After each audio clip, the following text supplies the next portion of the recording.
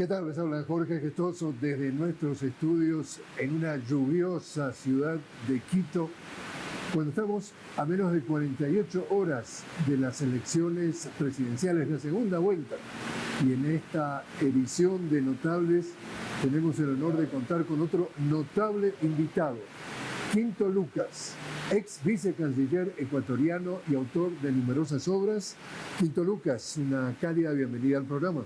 Un gusto estar contigo, Jorge, y un saludo cordial a todos los amigos y amigas que están viendo el programa. Quinto, ¿qué es la diferencia del panorama electoral con el que llegamos el domingo, este 13 de abril, respecto al panorama electoral cuando vimos la primera vuelta hace 2 meses? Hay una diferencia sustancial en el sentido de que muchos apoyos se han sumado a Luisa González. Muchos apoyos me refiero a partidos políticos que quedaron por el camino, distintos partidos políticos, pero más de 75 organizaciones sociales importantes, indígenas, la propia CONAIE, que es la Confederación de Nacionalidades Indígenas, la organización social más importante del Ecuador, que además su candidato a la presidencia, Leonidas Issa, tuvo un 5% de votos muy importantes, y la verdad es que la candidatura de Luisa ha ido creciendo en muchísimos sectores, inclusive en zonas donde no le había ido, digamos, tan bien electoralmente, como es la Sierra Centro, Quito, Pichincha, que le está yendo muy bien. Ese es un cambio sustancial que se nota inclusive al conversar con la gente. Ahora, también lo que vimos es que había denuncias ya en la primera vuelta de la falta de respeto a la institucionalidad de este llamado candidato presidente Daniel Noboa, y llamado candidato presidente porque él no podía hacer a la misma vez las dos cosas. Sin embargo, se pasó la institucionalidad por lo que fuera y lo hizo todo al mismo tiempo. En ese sentido, ¿la falta de respeto continuó, aumentó, siguió? La falta de respeto sigue, el quiebre de la institucionalidad que hizo Noboa en todos los sentidos, el no pedir licencia y tampoco encargarle la presidencia a la vicepresidenta y después sacarse a la vicepresidenta de encima, ya eso es una ruptura total. Pero además hay un quiebre total en lo que significa el Consejo Nacional Electoral. Ahora, a último momento, dicen que van a cambiar recintos cuando eso no estaba listo. En un momento dijeron para la segunda vuelta que no se podía tomar fotos del voto en sí. O sea, hay todo un ambiente de quiebre de institucionalidad que además da el temor de que puedan existir o irregularidades muy fuertes o directamente fraude. Bueno, justamente un tema que está también en el ambiente se denunció en esta primera vuelta que la cancha está inclinada a favor del candidato presidente Daniel Noboa, que es el hijo del hombre más rico o de uno de los hombres más ricos de Ecuador, que lo intentó 5 veces, Álvaro Noboa, un empresario bananero. Ahora, dentro de lo que estamos viendo de esta falta de respeto a la institucionalidad y la canchada, me llamó poderosamente la atención lo que tú incluso lo denunciaste en las redes sociales. Llego, prendo la televisión y me aparecen numerosos comerciales en diferentes de estos canales que están al servicio del gobierno y no al servicio de la opinión pública, que dice cadena nacional.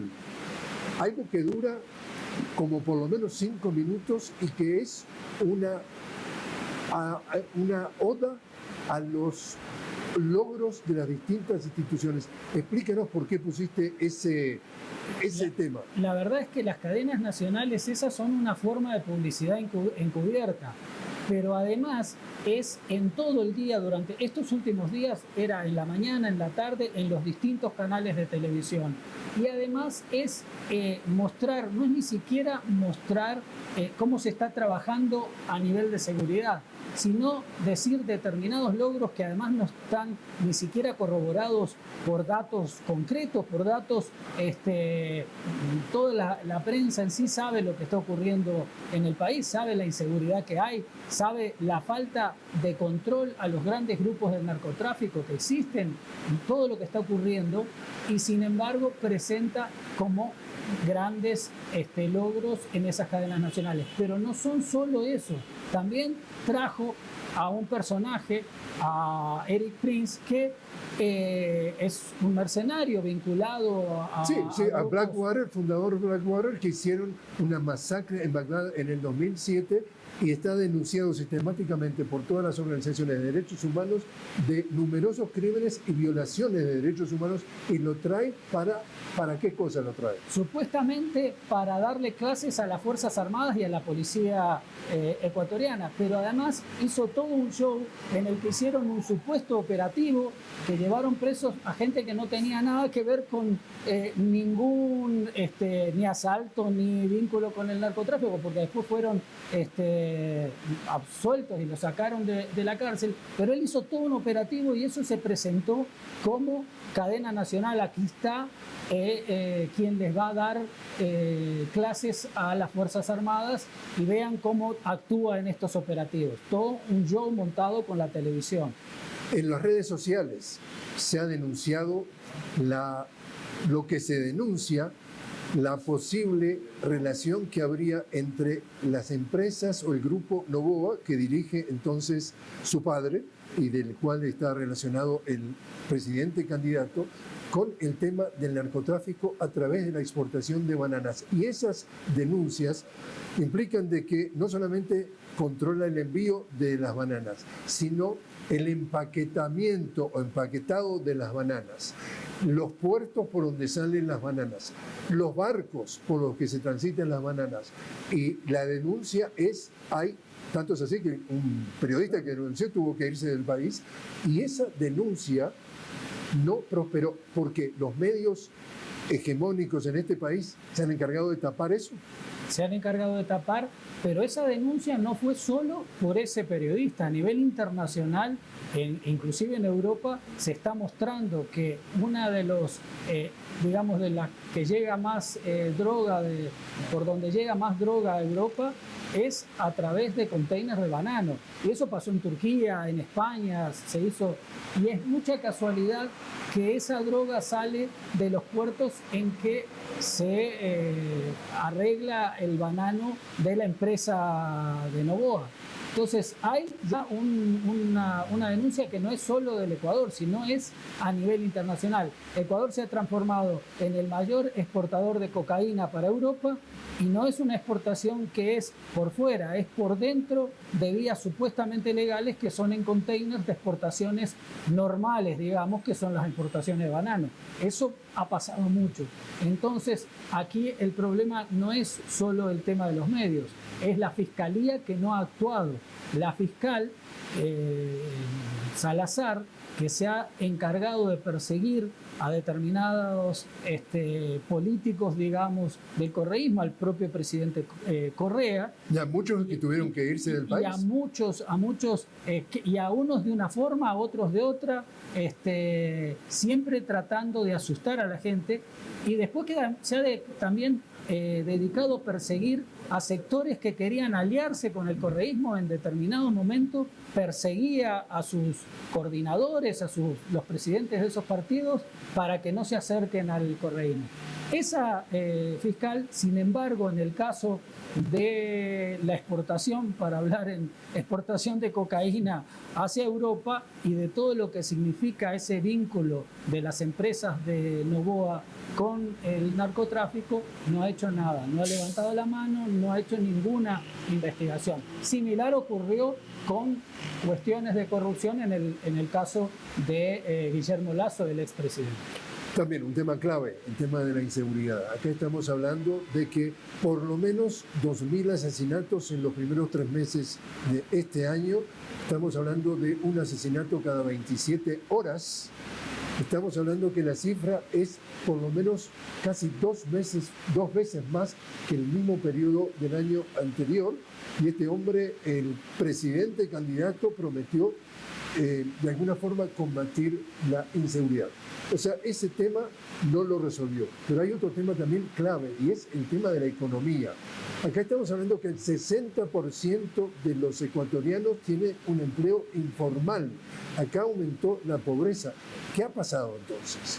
Bueno, por un lado, el tema de la inseguridad y la violencia tiene que ver, obviamente, con lo que significa el narcotráfico ahora en el Ecuador, como digo, país el mayor exportador de cocaína a Europa, pero tiene que ver también con la realidad social.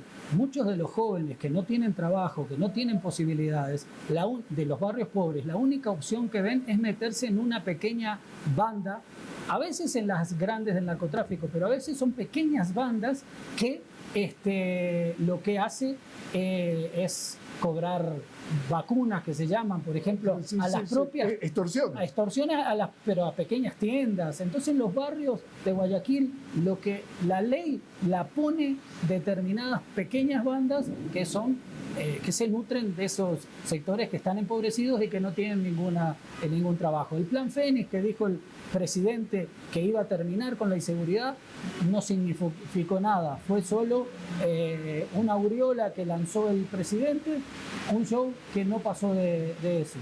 Y hoy en día el Ecuador, que era un país con una seguridad increíble en la década del gobierno del presidente Correa, hoy es uno de los países más violentos y más inseguros del mundo. Es decir, cuando estamos hablando de la década del correísmo, 2007 a 2017, la relación o el índice era 4 o 5 asesinatos cada 100.000 habitantes. Hoy es 10 veces más, similar al de una zona de guerra. Quinto, te invito a hacer una pequeña pausa. Estamos hablando con Quinto Lucas, directamente de una muy lluviosa ciudad de Quito, desde nuestros estudios de Telesur aquí en Ecuador. Estamos hablando del panorama electoral cuando estamos a 48 horas de la segunda vuelta de las elecciones presidenciales. Quinto Lucas, ex vicecanciller del Ecuador y autor de numerosos libros. Enseguida regresamos.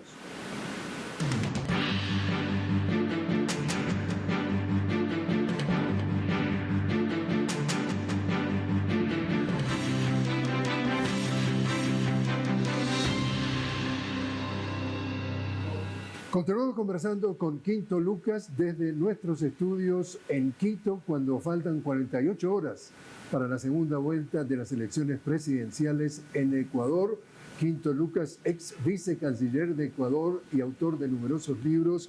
Quinto, estábamos hablando de la manera arbitraria que este candidato presidente Daniel Noboa ha manejado este año y medio de gobierno, y entre esos, este día de hoy, cuando ya estamos en el silencio electoral respecto a la candidata que, según las encuestas, aparentemente es favorita y con un margen cómodo, ¿qué pasó con su seguridad? Bueno, eso es terrible porque Luisa González ha sido amenazada de muerte varias veces, inclusive se descubrió determinados personajes que estaban por atentar contra ella antes de la primera vuelta. Por eso es que le pusieron justamente una seguridad de las Fuerzas Armadas. Una seguridad que fue construyendo una forma de mantenerla segura, ¿no? De alguna forma.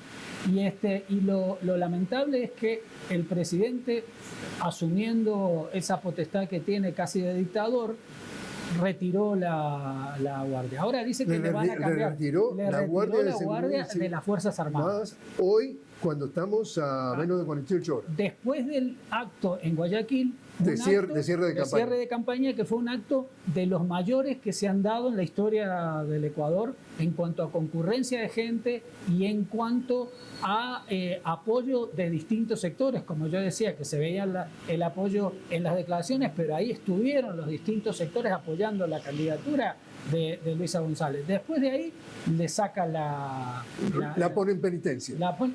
Es como una venganza, porque además el problema que tiene Noboa es que tiene una capacidad de venganza de todos los que se le oponen, y él dijo: yo soy un mal enemigo. Sí, lo dijo así y es la verdad lo que está haciendo. Pero el problema no es solo la inseguridad que la deja a Luisa, sino también es una cuestión simbólica. es mostrarle a la gente: aquí el que mando soy yo. Y a pesar de que esa señora, ustedes dicen que va a ser presidenta porque las encuestas lo dicen y porque se nota en el país, yo soy el que pongo las guardias. Aquí el problema es las Fuerzas Armadas que acepten eso, y sobre todo el jefe del Comando Conjunto de las Fuerzas Armadas acepte una imposición así, porque si le pasa algo a Luisa, obviamente que la culpa es de las Fuerzas Armadas, porque termina siendo, eran los responsables de cuidarla, digamos. Pero además es ese de infundir el miedo a la gente de que él hace lo que quiere. Derrame petrolero en la provincia de Esmeralda, el mayor derrame petrolero de la historia del Ecuador. Estamos hablando de que miles de personas afectadas, miles de barriles que han quedado justamente contaminando todas estas aguas. El presidente candidato no apareció allí. El tema de lo que tiene que ver con la ecología, ¿dónde está en el gobierno del candidato presidente Noboa? No existe, porque los ministras de Ambiente que ha tenido el presidente Noboa es gente que no solo no sabe de ambiente, sino que no sabe de nada. Hay gente que no sabía ni dónde estaban los pozos petroleros o dónde estaba la propia Amazonía. Hay gente de ese nivel en el gobierno. O sea, una cosa es la arbitrariedad y el autoritarismo de Noboa, y lo otro es el desconocimiento y la ineptitud en sus funcionarios. Pero lo peor es que primero trataron de tapar diciendo de que tal vez fue un boicot de algún sector que hizo un hueco en el oleoducto, tratando siempre de responsabilizar al correísmo, siempre tratando de... Después, bueno, es obvio que eso no era, sino que fue... Pero tiró y eso queda así. Lo que pasa es que fue tan desastroso y se mostró que era la propia ineficiencia, mientras trataban de privatizar y vender el campo más importante del Ecuador, el que le da más recursos al Estado ecuatoriano, que es el campo Sacha, y que lo estaban vendiendo por debajo, y que la gente protestó contra eso, se ocurría también el derrame de petróleo. Pero además de que el derrame en sí, no supieron decir realmente qué ocurrió con el derrame, tampoco fueron a dar la solución a la gente que estaba sufriendo ese derrame. Los pescadores, la gente en general. Los vecinos en general, que es porque fue ecológicamente sí fue un golpe, pero también económicamente. La gente que ya tiene problemas, que no puede salir a pescar justamente por cómo quedó contaminado todo, finalmente esos sectores van más, la pobreza que viven va a ser mucho mayor. Pero lo peor es eso de que el gobierno no dio ninguna solución. La ministra salió a decir 3 o 4 cosas incongruentes y no hicieron nada. La gente esperando, la gente con mucho dolor, decía, pero ¿por qué no viene el presidente? Y ahí estaba la diferencia. Cuando había algo de ese tipo, o un terremoto o algo, el presidente Correa estaba ahí. La misma candidata Luisa González, como candidata, estuvo ahí viendo qué se puede, no siendo presidenta, qué se puede hacer, cómo nos podemos solidarizar y ayudarles, no siendo presidenta. El presidente, que era el que tenía que estar ahí, desapareció. Esta elección ocurre en un mapa geopolítico clave en el momento que está viviendo el mundo. ¿Cómo ves tú la importancia que le está dando, digamos, el mapa geopolítico a los resultados de esta elección? Yo creo que estamos viviendo una lucha por la hegemonía mundial muy clara. Hay un mundo multipolar que está surgiendo, y hay una pelea económica que se traduce a veces también en lo militar, pero que es muy clara.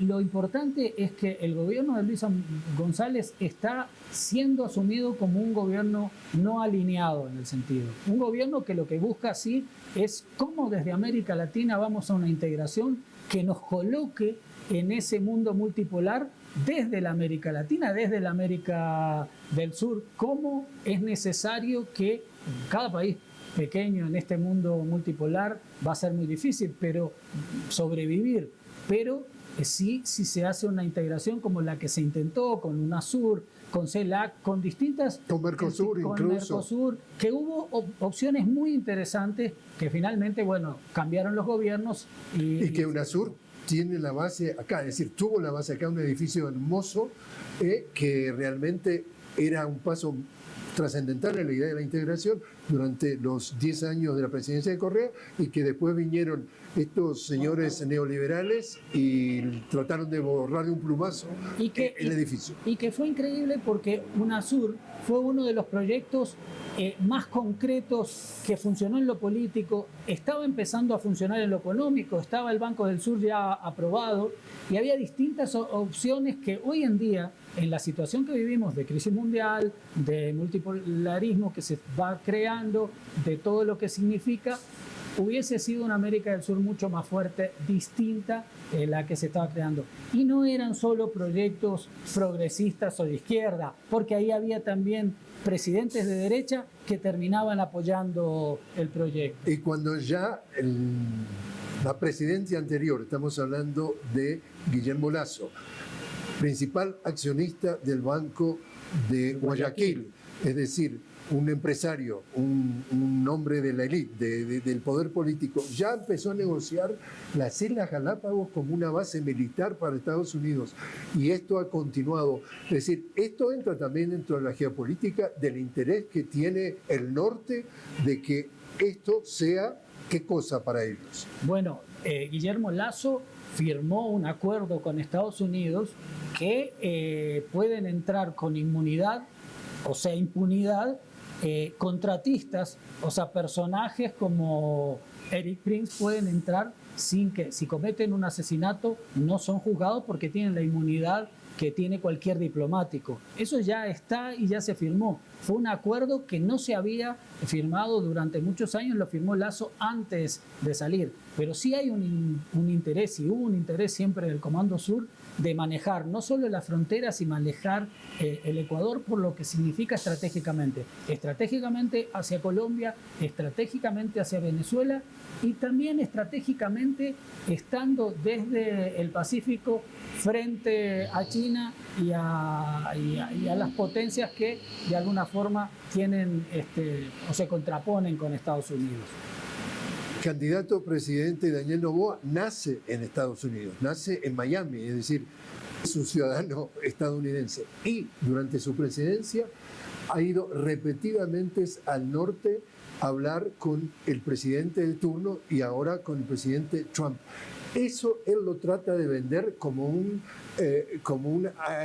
activo, algo positivo. Yo soy un hombre que me relaciono con lo internacional, pero digo, es el tipo de relaciones que apunta nuestra América Latina en este mundo multilateral, multidimensional. Es una relación de sumisión total, pero al ser tan sumiso, inclusive es maltratado, porque finalmente Trump lo ha maltratado, lo ha ninguneado, si diríamos en palabras de Uruguay, lo ha botijeado, lo maltrató como un niño, y él, sin embargo, tuvo que pagar un almuerzo para ir a tratar de hablar con Trump porque no le dio ninguna opción de hablar en días recientes como parte de la estrategia de campaña. La estrategia de campaña. Lo que pasa es que quedó tan evidente porque se mostró de que él había pagado, porque inclusive el primer ministro de Finlandia dijo,